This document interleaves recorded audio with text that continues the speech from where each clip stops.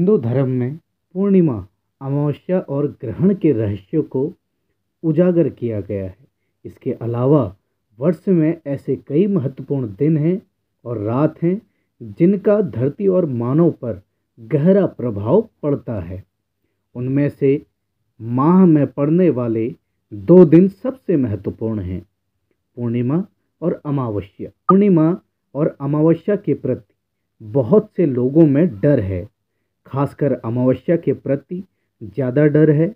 वर्ष में 12 पूर्णिमा और 12 अमावस्या होती हैं, सभी अलग अलग महत्व है। सादर प्रणाम मित्रों, हमारे चैनल में आपका स्वागत है। मैं हूं आपका मित्र कमल किशोर।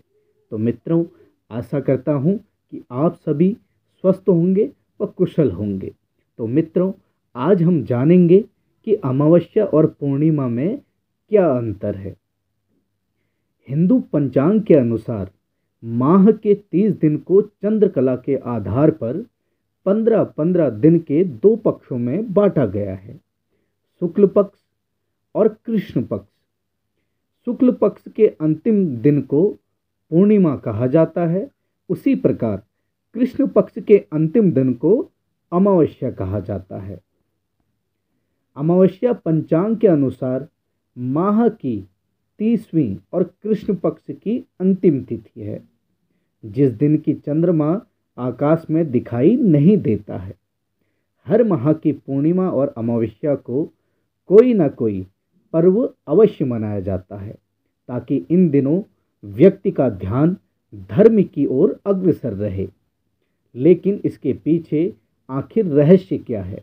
धरती के मान से दो तरह की शक्तियां होती हैं, सकारात्मक व नकारात्मक, दिन और रात, अच्छा और बुरा। हिंदू धर्म के अनुसार धरती पर उक्त दोनों तरह की शक्तियों का वर्चस्व सदा से रहता आया है। हालांकि कुछ मिश्रित शक्तियां भी होती हैं, जैसे संध्या होती है तथा जो दिन और रात के बीच होती है।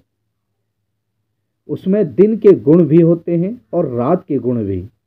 इन प्राकृतिक और दैवीय शक्तियों के कारण ही धरती पर भांति भांति के जीव जंतु, पशु पक्षी और पेड़ पौधे, निशाचरों आदि का जन्म और विकास हुआ है। इन शक्तियों के कारण ही मनुष्यों में देवगुण और दैत्य गुण होते हैं।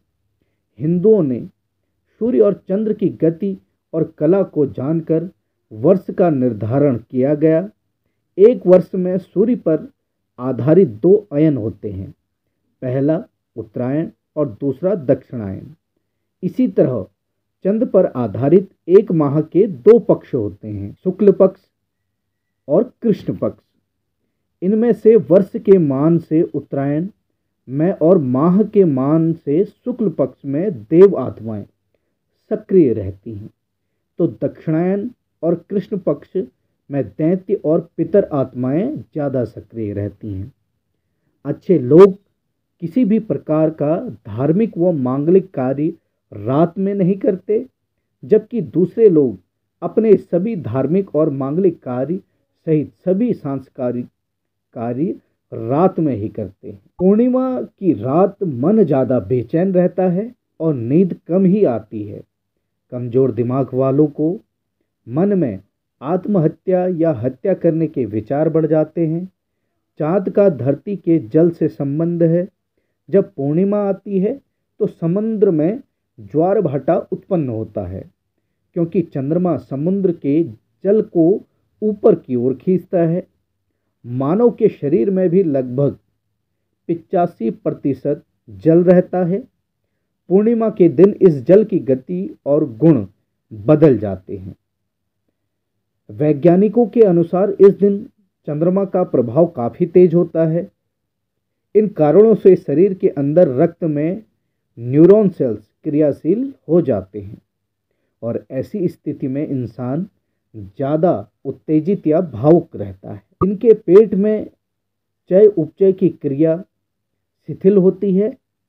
तब अक्सर सुनने में आता है कि ऐसे व्यक्ति भोजन करने के बाद नशा जैसा महसूस करते हैं और नशे में न्यूरॉन सेल्स शिथिल हो जाते हैं, जिससे दिमाग का नियंत्रण शरीर पर कम रहता है, भावनाओं पर ज़्यादा केंद्रित हो जाता है। ऐसे व्यक्तियों पर चंद्रमा का प्रभाव गलत दिशा लेने लगता है। कुछ मुख्य पूर्णिमाएं हैं, जैसे कार्तिक पूर्णिमा, माघ पूर्णिमा, शरद पूर्णिमा, गुरु पूर्णिमा, बुद्ध पूर्णिमा आदि कुछ पूर्णिमाएं महत्वपूर्ण हैं।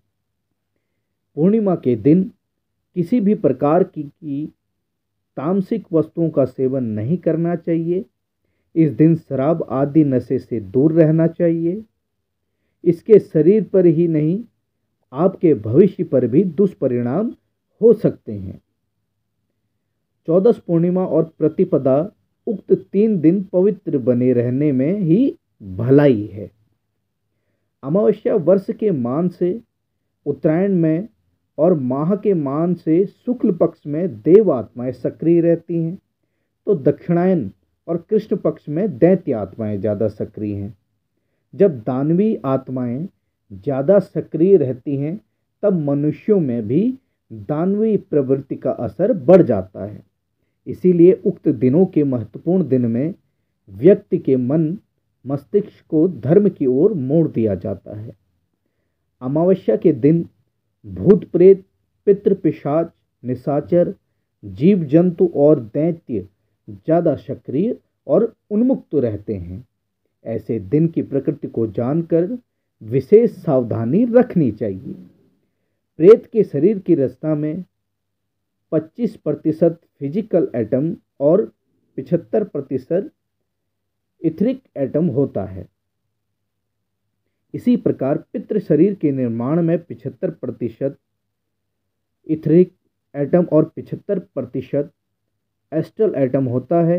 अगर इथरिक एटम संघन हो जाए तो प्रेतों का छाया चित्र लिया जा सकता है, और इसी प्रकार यदि एस्ट्रल एटम संघन हो जाए तो पितरों का भी छाया चित्र लिया जा सकता है। ज्योतिष में चंद्र को मन का देवता माना गया है। अमावस्या के दिन चंद्रमा दिखाई नहीं देता। ऐसा जो लोग अति भावुक होते हैं, उन पर इस बात का सर्वाधिक प्रभाव पड़ता है। लड़कियां मन से बहुत भावुक होती हैं। इस दिन चंद्रमा नहीं दिखाई देता है, तो ऐसे में हमारे शरीर में हलचल अधिक बढ़ जाती है। जो व्यक्ति नकारात्मक सोच वाला होता है, उसे नकारात्मक शक्ति अपने प्रभाव में ले लेती है। धर्म ग्रंथों में चंद्रमा की 16वीं कला को अमा कहा गया है। चंद्रमंडल की अमा नाम की महाकला है, जिसमें चंद्रमा की 16 कलाओं की शक्ति शामिल है। शास्त्रों में अमा के अनेक नाम आए हैं, जैसे अमावस्या, सूर्य चंद्र संगम, पंचदशी अमावसी, अमावासी या अम्मामासी। अमावस्या के दिन चंद्र नहीं दिखाई देता, अर्थात जिसका क्षय और उदय नहीं होता, उसे अमावस्या कहा गया है। तब इसे कुहू अमावस्या भी कहा जाता है। अमावस्या माह में एक बार ही आती है। शास्त्रों में अमावस्या तिथि का स्वामी पितृदेव को माना जाता है। अमावस्या सूर्य और चंद्र के मिलन का काल है। इस दिन दोनों ही एक ही राशि में रहते हैं। कुछ मुख्य अमावस्याएं हैं, जैसे भौमवती अमावस्या, मौनी अमावस्या, शनि अमावस्या, हरियाली अमावस्या, दिवाली अमावस्या, सोमवती अमावस्या तथा सर्वपितृ अमावस्या। अमावस्या के दिन किसी भी प्रकार की तामसिक वस्तुओं का सेवन नहीं करना चाहिए। इस दिन नशे से दूर रहें। शरीर पर ही नहीं, आपके भविष्य पर भी इसके दुष्परिणाम देखे जा सकते हैं। जानकर लोग तो यह कहते हैं कि 14 अमावस्या और प्रतिपदा उक्त 3 दिन पवित्र बने रहने में ही भलाई है। तो मित्रों, यह अंतर था अमावस्या व पूर्णिमा में। उम्मीद करता हूँ कि हमारे द्वारा दी गई जानकारी आपको जरूर पसंद आई होगी। तो मित्रों, आपके साथ एक बार फिर मुलाकात होगी एक नई वीडियो में। मित्रों, स्वस्थ रहें, खुश रहें व सतर्क रहें। धन्यवाद। इष्टदेव सदा सहाय हों।